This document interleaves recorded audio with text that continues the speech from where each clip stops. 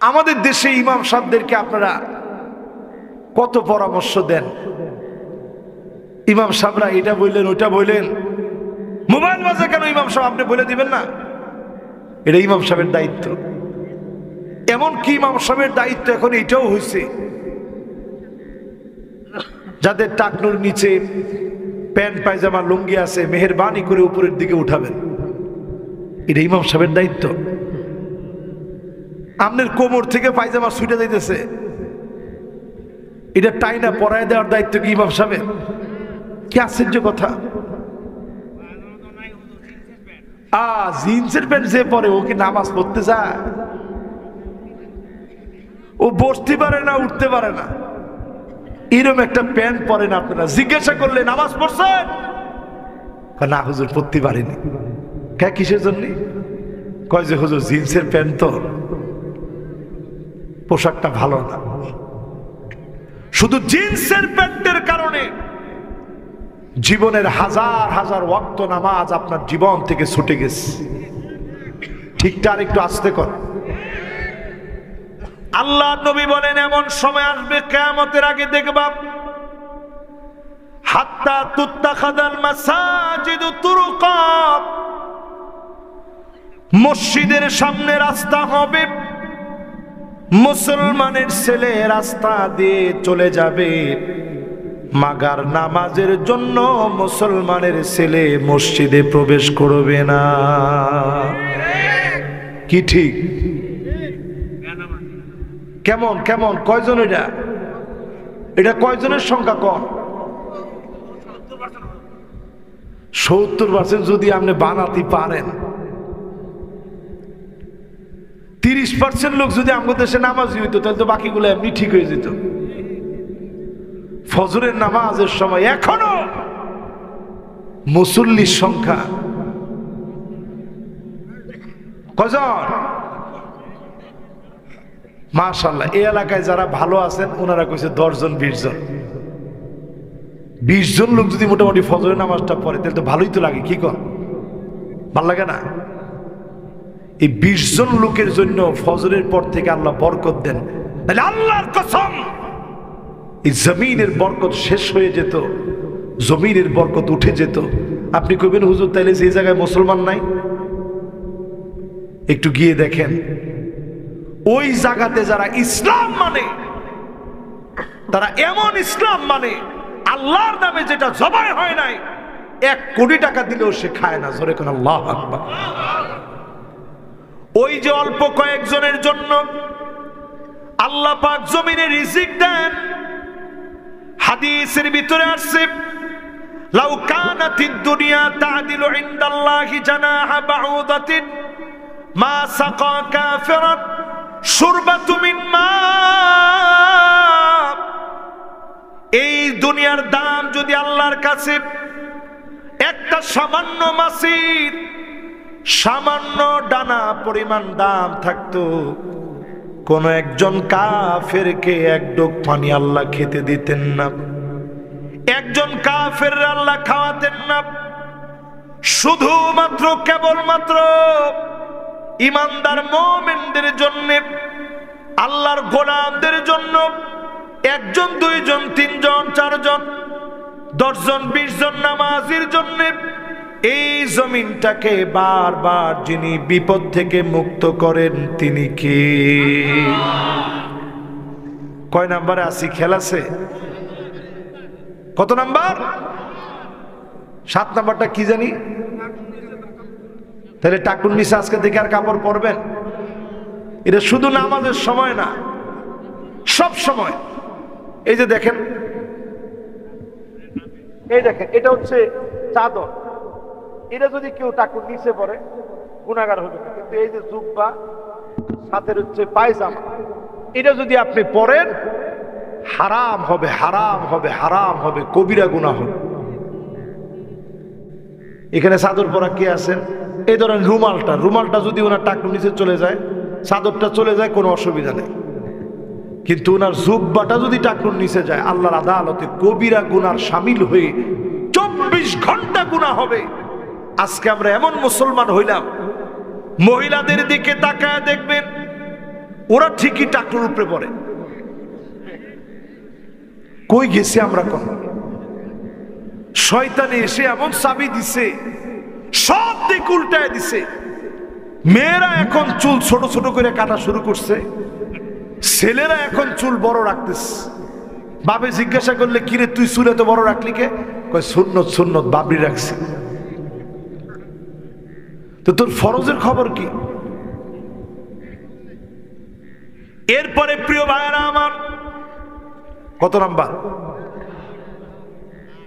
7 number শেষ না? এবার 8 নাম্বারটাই যায়।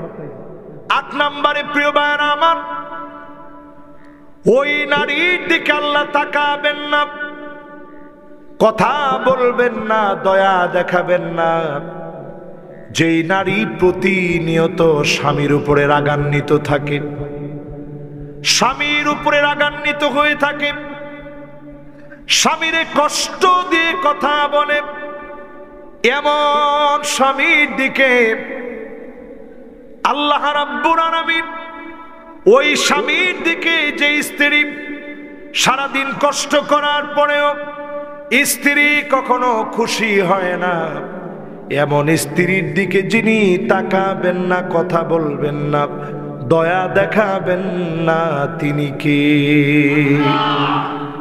এইটা আমার দিকে তাকান, একটু হিসাব করে দেখেন আপনাদের ঘরওয়ালির অবস্থা কি। আন্না সব আমার নামে লিখে দাও, মা বাপরে কিছু দিতে পারবা না এমন মহিলা সারা বাংলাদেশে থাকলেও এখানে নাই।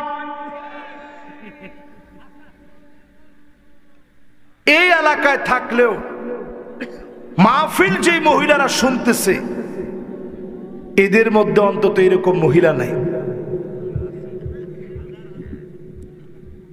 এখন একজনের চুপচাপে আস্তে মাইরা দিছে যে হুজুর হাজার হাজার। এরপরে দেখবেন মান্নানা কোথায় কোথায় খোটা দিবে, আমি দেখে গড় করে খেয়ে গেলাম, অন্য মহিলা হইলে খাইতো না। কি ঠিক কে? তো আসতে জোরে বলেন। আচ্ছা কার কার বউ এরকম বলে একটু দেখি তো। একজন হাত তুলছে, যে হাত তুলছে বিয়ে শাদী করে নাই মনে হয়। না ও এমনি হুশে নাই, এমনি হুজুরে কইছে হাত একজনে না উঠাইলে কেমন দেখা যায়, এই জন্য একজন একটু হাতটা উঠে দেখাচ্ছে যে হুজুর আসলে এগুলা বলে। আচ্ছা এই কথা কি মহিলারা এখন বলে না? বলে না।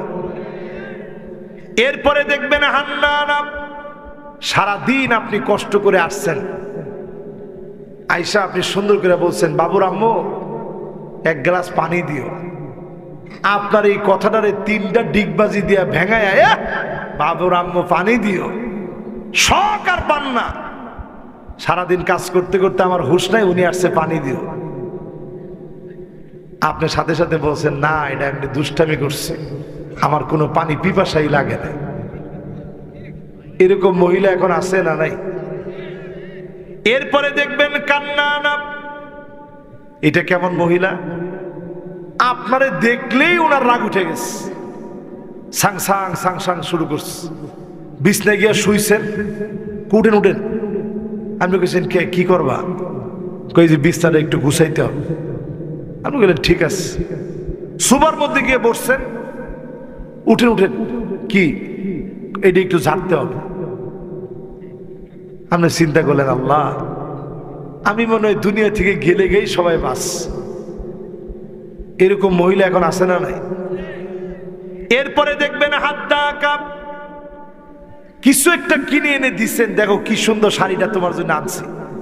দেখা মাত্র আহা রে আপনার যে চয়েস এত খারাপ, কি আনলেন এটা?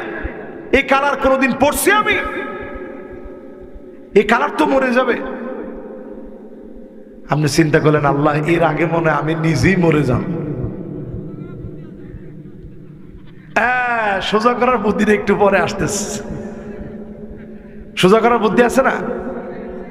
এরপরে দেখবেন সাদ্দা কাপ, কথায় কথায় তর্ক করবে, আছে না নাই? এরপরে দেখবেন বার্রাকা, শুধু তর্কই করবে না, লাঠি নিয়ে পিটাইতে পর্যন্ত দেরি করে না। এরকম মহিলা এখন আছে না নাই? তাহলে যেগুলা বললাম এই সব যদি দুনিয়ার ভিতরে এখনই আপনারা দেখে ফেলেন, তাহলে আপনি চিন্তা করতে পারতেছেন কি পরিমাণ স্ত্রী এখন স্বামীর প্রতি অসন্তুষ্ট হয়ে গেছে। তার মানে জামানা তার শেষ দিকে আছে। আগেকার মহিলারা এমন ছিল, স্বামী অজু করে বের হলে পানিটা এগিয়ে দিত, অজুর সময় পানি এগিয়ে দিত, অজু করে বের হলে গামছা নিয়ে দাঁড়ায় থাকতো, স্বামী অজুটা করে গামছা দিয়ে হাত মুখ মুছে নামাজের দিকে যখন যেত, দোয়া করতে করতে যেত, আয় আল্লাহ আমার স্ত্রীর কল্যাণ দিও, হায়াত দিও, স্ত্রীকে কবুল করে নিও। স্বামীর এই দোয়াগুলার কারণে স্ত্রীদেরকে যিনি কবুল করে নিতেন তিনি কে? এই মাইকের মধ্যে সবাইকে সাক্ষী রেখে বলি, কোন স্ত্রী যদি মারা যায়, স্বামী যদি মন থেকে দাঁড়ায় বলে আনা রাদিন আনহা, ও মালিক আমি আমার স্ত্রীর উপরে খুশি, আমার স্ত্রীরে বড় ভালোবাসি, আপনি বিশ্বাস করেন যিনি এই স্ত্রীর উপরে খুশি হয়ে যাবেন তিনি কে? এবার স্বামীদের কিছু দোষের কথা বলি, তাহলে মহিলারা বলবে যে হুজুর উঠার পর থেকেই খালি মহিলাদের কথা বলে গেল। কয়জন লোক ঘরে গিয়ে আগে সালাম দিছেন?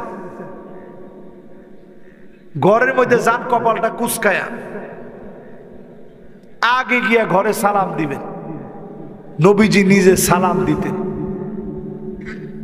আগে গিয়ে স্ত্রীকে ভালো মন্দ জিজ্ঞাসা করবেন, স্ত্রীর সঙ্গে নানা রকমের রসিকতা করবেন, স্ত্রীদেরকে নাম ধরে ডাকবেন, ঝাড়ুটা হাতে নিয়ে নিজে ঝাড়ু দিবেন।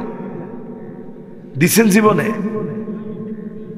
মাশাআল্লাহ, আমার সবচেয়ে মনোযোগী একজন শ্রোতাই মুরব্বী, উনি সর্বপ্রথম হাত তুলছে, হুজুর আমি ঝাড়ু দিছি ঘর। কিন্তু আসলে ঘরটা যদি ঝাড়ু দেন, কেউ যদি দেখে বলবে তুই কি বেটা মানুষ। কিন্তু আপনি চিন্তা করেন এটা আল্লাহ রসুলের রেখে যাওয়া সুন্নাত। ফাকান্নাসা রাসূলুল্লাহ, আমার রসুল নিজে ঘর ঝাড়ু দিতেন। আপনি কোথাকার কে হয়ে গেছেন? আল্লাহর নবী ঘর ঝাড়ু দিতেন। আমি নবীর উম্মত, আমি ঘরটা ঝাড়ু দিব, এটার ভিতরে কোনো শরম আছে? আমার আব্বা একজন শাইখুল হাদিস, এখনো আব্বা ঘন্টার পর ঘন্টা আমাদেরকে পড়াইতে পারে, এরকম জ্ঞান রাখে। এরপরও আমি দেখি আলহামদুলিল্লাহ যখনই সুযোগ পায় আব্বা নিজে ঝাড়ুটা নিয়ে ঝাড়ু দেন। আমি মাঝে মাঝে জোরাজোরি করি যে আব্বা আমার একটু দেন, আপনার হাতে দেখলে এটা কিরকম দেখা যায়, আপনার বৌমারা আছে। বলে না, আমার রসুল নিজে ঘর ঝাড়ু দিচ্ছেন, এই জন্য আমি দিলে মনে হয় নবীজির একটা সুন্নতের আমল করতেছি। জোরে কর আল্লাহু আকবার। আল্লাহর নবী নিজে কাপড় ধৌত করতেন, জুতাটা নিজে পরিষ্কার করতেন। আমার নবী স্ত্রীদেরকে তরকারি কেটে দিতেন, জীবনে দিছেননি? হ্যাঁ মাশাআল্লাহ, কাপড় ধুয়ে দিছে, এটা সবের কাজ।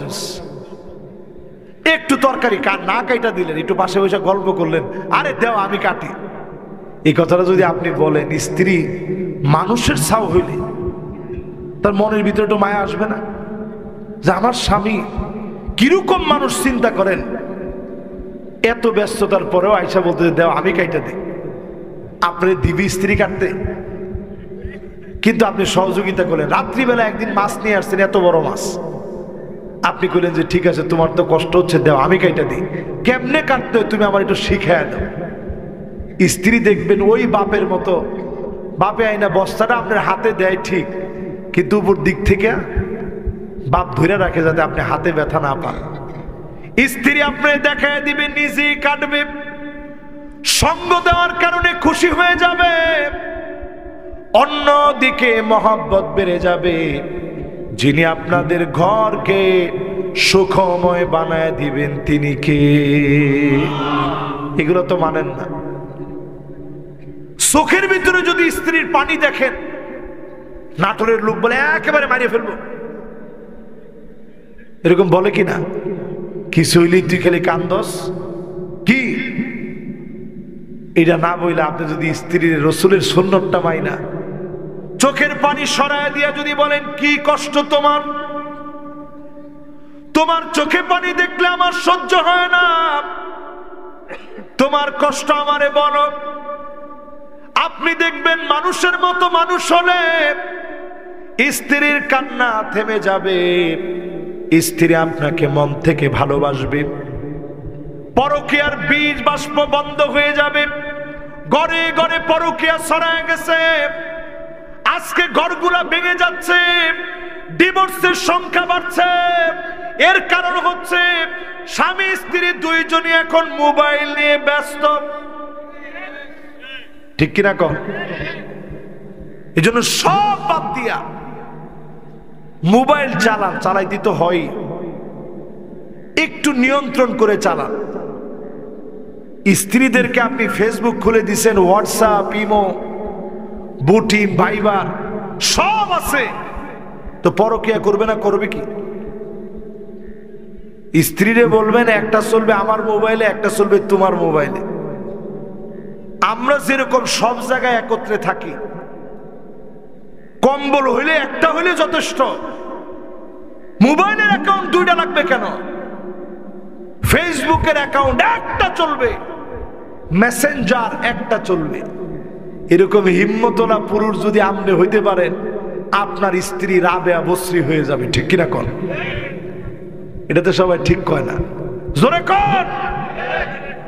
কিন্তু আপনি মোবাইলটা কি কেউ পাসওয়ার্ডটা দিতে পারবেন না? আপনি নিজেই তো 50 জনের লয়ে কথা কন, স্ত্রীর কাছে এটা ধরা পড়লে স্ত্রী কইবে আমি 100 জনের লয়ে কথা কই। এই জন্য তো সংসারের মধ্যে সুখ নেই। আমার মোবাইলের মেসেঞ্জার সব আমার ঘরওয়ালির কাছেও সেমটা দেওয়া। এই জন্য কোনোদিন উনি, আমি বাইরে থাকি, উনি কিন্তু কোনোদিন চেক করার জন্য মোবাইলটা হাতে নেয় না, দেখি হুজুরে কি করে। ওনার কাছে অ্যাকাউন্ট দেওয়া আছে, উনি তো মাঝে মাঝে যখন এটাতে কিছু আসে উনি দেখে। আর আমাদেরকে কেউ অপ্রয়োজনীয় কোনো কিছু পাঠায়ও না, যদি পাঠায় এটা আমি যেরকম দেখছি উনিও দেখছে, সন্দেহের সৃষ্টি হবে না। এই যে ঘরগুলা ভেঙে যাচ্ছে শুধু সন্দেহের কারণে। স্বামী স্ত্রী যদি রাসূলুল্লাহর সুন্নত মানেন, মাঝে মাঝে ঘুরতে নিয়ে যান, এক প্লেটে খাবার খান, একসঙ্গে গোসল করেন, নাম ধরে ডাকেন, আদর করে মহব্বত করে কথা বলেন, যিনি সুখ শান্তি বৃদ্ধি করে দিবেন তিনি কি? 8 নাম্বার শেষ নাকি? 8 নাম্বার শেষ না? তাহলে বাকি আছে কয়টা? ও আর মাত্র একটা বাকি আছে, শেষ। 10 নাম্বার, কাদের উপরে আল্লাহ তাআলা ক্ষেপে আছেন, রাগান্বিত কাদের উপরে? বলতে বলতে 10 নম্বরে চলে আসছে। 10 নম্বরে আল মান্নানু বিমা আতাব, কোন কিছু দিয়ে যে খোটা দিবে এমন লোক আসেনি? আমগো দেশের সাবেক যারা ক্ষমতায় ছিল, মোবাইলও বলে তারা দিস, কই জামু কর, আমারটা আমি পাই নাই, আপনাদেরটা পাইছেন? একটা লোকও পান নাই। মোবাইল নাকি তারাই দিছে, তাহলে আমরা ফাও ফাও টাকা দিয়ে কিনার দরকারটা কি ছিল? কর আল মান্নানু বিমা আতাব, কোনো কিছুই তারা দেয় নাই। আপনি মনে করবেন যে পদ্মা সেতু হইছে, হুজুর এত এত সেতু হইছে। ওই দিন শুধু একটা চার্ট দেখলাম যে তারা কি কি বানাইছে দেশে, দেখে আমার কাছে ভালো লাগছে, এটা আমি সেভ করে রেখে দিচ্ছি। আপনারা শুনলে চিন্তা করবেন যে হুজুর কম তো করে নেই। লিস্ট এত লম্বা, পদ্মা সেতু ও rail line, metro rail, elevated express, 3rd terminal, Hatirjheel প্রকল্প, পূর্বাচল 300 ফিট, উড়াল সেতু, বঙ্গবন্ধু যমুনা সেতু, যমুনা রেল সেতু, সমুদ্র সীমা বিজয়, বঙ্গবন্ধু স্যাটেলাইট, রূপপুর পারমাণবিক বিদ্যুৎ কেন্দ্র, Karnaphuli tunnel, Cox's Bazar rail line, Cox's Bazar আন্তর্জাতিক বিমানবন্দর এরকম যদি পড়তে থাকি তাহলে মোটামুটি 10 মিনিট সময় লাগবে। তো কম করে নাই, করছে কার টাকা দিয়া? আরে কথা কয় না, কার টাকা? আমার রক্ত ঘাম পানি করা টাকা দিয়ে করছে, আমার ব্যাড ট্যাক্সের টাকা দিয়ে করেছে। এবার করতে গিয়ে যদি 16 বছরে শুধুমাত্র আপনি একটু নিয়ন্ত্রণ করতেন, খাওয়ার ক্ষেত্রেও যদি নিয়ন্ত্রণ রাখতেন, পদ্মা সেতু 10টা করা যেত। একটার টাকায় যেই টাকা ব্যয় হয়েছে 10টা পদ্মা সেতু হতো। ঠিক কিনা কন? ঠকছে তো দেশের জনগণ। এই জন্য আজকের মাহফিলে বলি, এটা তো প্রথম বললাম সবার কথা। এবার আমরা যখন জাকাত দেই, জাকাত দেওয়ার পরেই তার সাথে একটু মনোমালিন্য হইলে বলি, বেটা তোরে জাকাত দিছি ভুলে গেছস? একটা টাকা দিলে আপনি মনে রাখেন, আল্লাহর হস্তে এটা বলবেন না যা দিলেন আল্লাহর জন্য দিলেন, যত ব্যয় করলেন আল্লাহর জন্য করলেন। খোটা দেওয়ার কারণে সবগুলা যিনি নষ্ট করে দিবেন তিনি কে? এই 10 প্রকারের মানুষের উপর আল্লাহ রাগান্বিত হয়ে আছেন। এবার রমজান সামনে রেখে কয়েকটা ছোট ছোট আমলের কথা বলবো। প্রত্যেকে আজকে থেকে নিয়ত করবেন, না পারলেও এই আমলগুলা করার নিয়ত করে নিবেন।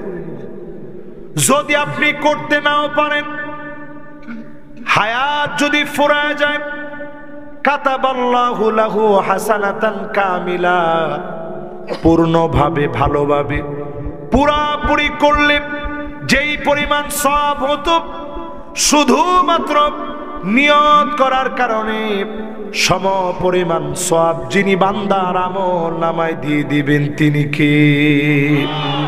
1 নম্বর আমল আত-তাবাররু ফি রমাদান। রমজানে ভালো ভালো কাজের নিয়ত করবেন, পারবেন না? 2 নম্বরে রোজাদারদেরকে ইফতারি করানোর নিয়ত করবেন। মান আশবা সাইমান সাকাহুল্লাহু মিন হাউদি। রোজাদারকে যদি আপনি পান করান, সামান্য একটু খেজুর খাওয়ান, সামান্য একটু পানি যদি পান করান, হাউজে কাউসার থেকে যিনি পান করাবেন তিনি কে? কোনদিন আপনি তৃষ্ণার্ত হবেন না। রোজাদাররে যদি সামান্য কিছু খাওয়ান, যদি আল্লাহ কবুল করে নেন, আল্লাহ নিজে আপনারে খাওয়াবেন, ক্ষুধার্ত হবেন না, পিপাসাও লাগবে না। জোরে কর আল্লাহু আকবার। 3 নাম্বার, রমজান সামনে রেখে দান সদকা করার নিয়ত করবেন। 1 টাকা দিবেন, 70 টাকা তো শুধু না, 700 গুণ বেড়ে যাবে। অন্য হাদিসের ভিতরে আসছে বিগয়রি হিসাব, হিসাব সারা যিনি দিয়ে দিবেন তিনি কে? 4 নম্বরে রমজান মাসে জামাতের সঙ্গে নামাজের নিয়ত করেন। তাকবীরে উলার সঙ্গে নামাজ পড়বেন, নিয়ত করেন। 40 দিন যদি আপনি তাকবীরে উলার সঙ্গে নামাজ পড়তে পারেন, হারামাহুল্লাহু আলাইহিন নার, জাহান্নামের আগুন যিনি হারাম বানায় দিবেন তিনি কে? 5 নম্বরে এই রমজানে আপনি নিয়ত করেন বেশি বেশি পরিমাণ কোরআন তেলাওয়াত করবেন। জোরে কোন কি তেলাওয়াত করবেন? এই রমজান মাসে আল্লাহ কোরআন নাজিল করছেন, মাসটা শ্রেষ্ঠ হয়ে গেছে। যেই রাত্রে আসছে কদরের রাত দামি হয়ে গেছে। যিনি নিয়ে আসছেন কোরআন, ফেরেশতা হিসাবে কত দামি জিবরিল আলাইহিস সালাম। আমার নবীর উপরে কোরআন অবতীর্ণ হয়েছে, নবী কত দামি। এই উম্মতের উপরে কোরআন রয়ে গেছে, উম্মত কত দামি। সব নবীর উপরে যেই কিতাব নাজিল হয়েছে, কোন কিতাবকে সংরক্ষিত রাখা হয় নাই। শেষ নবীর উপরে, নবী মুহাম্মদ সাল্লাল্লাহু আলাইহি ওয়াসাল্লামের উপরে কোরআনকে অবতীর্ণ করে হেফাজতের দায়িত্ব যিনি নিয়েছেন তিনি কে? প্রিয় ভাইরা আমার, এই কোরআনের সাথে লাগে। আল কোরআনু গিনান লা ফাকরা বাদাহু ওয়ালা গিনান দুনাহু। এই কোরআনের সঙ্গে লেগে যান, কোরআনের সঙ্গে সম্পর্ক বাড়ায় নেন। এই কোরআনের কাছে যারা আসবে তাদেরকে যিনি ধনী বানায়া দিবেন তিনি কে? এরপরে এই রমজান মাসে 6 নাম্বার আমল, অধিক পরিমাণে জিকির করেন। জিকির করেন, কি করেন? হুজুর কোন জিকির করব? বাংলাদেশে তো কত রকমের জিকির আছে। কোনটা খাড়ায়া জিকির, কোনটা লাফানো জিকির, কোনটা বৈশা জিকির, কোনটা হিম্মে হিম্মে, এটাও জিকির। কি জিকির আপনারা করেন চিন্তা করেন। জিকির করবেন এমন ভাবে ফাফাদাত আইনাহুম, চোখের পাতাগুলা যেন ভিজে যায়, আল্লাহর কথা যেন মনে হয়ে যায়, এমন ভাবে জিকির করবেন আত্মা যেন পরিতৃপ্ত হয়ে যায় জিকিরের মধ্য দিয়ে। খানা খেলে যেমন আপনার পেট ভরে, আত্মা যেন জিকির দিয়ে ভরে, কলব যেন নুরানি হয়ে যায়, এমন ভাবে জিকির গুলা করেন। আপনি দেখবেন এবারের রমজান যিনি আপনার জন্য সৌভাগ্যের প্রসূতি বানায় দিবেন তিনি কে? এই রমজানে যদি কোনো জিকির মুখস্থ না থাকে, নবী মুসা আলাইহিস সালাম সবচেয়ে দামি জিকির আল্লাহর কাছে চাইছে যে আল্লাহ এমন একটা জিনিস দেন যেটা আমি বলবো আর কেউ বলে না, এটা বইলা বইলা আপনার কাছে চাম। আল্লাহ শিখাই দিলেন, তুমি বলবা লা ইলাহা ইল্লাল্লাহ। লা ইলাহা, সবাই বলেন লা ইলাহা। এই জিকিরটা করেন। সাহাবায়ে কেরামের কাছে নবীজি বলেন জাদ্দিদু ঈমানাকুম, ঈমানটারে নতুন করো।